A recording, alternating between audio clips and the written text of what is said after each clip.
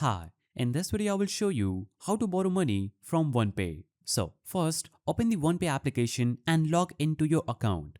Look for options like borrow, loans or cash advance. If you don't see it, the feature may not be available for your account yet. Step 2 is checking eligibility. So OnePay usually shows loan eligibility automatically. Factors may include your account activity, repayment history, and location. If eligible, you will see the maximum amount you can borrow. Move on to step 3, that is reviewing loan details. Tap the borrowing option and review loan amount, repayment period, fee or interests if any, and read this carefully before confirming. Step 4 is accepting and receiving money. So once you accept the terms, the money is added to your OnePay balance. In most cases, this happens instantly or within minutes. Step 5 is repaying the loan.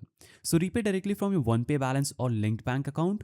Make sure to repay on time to avoid fee and to stay eligible for future borrowing. Important notes: borrowing features are not available to all users.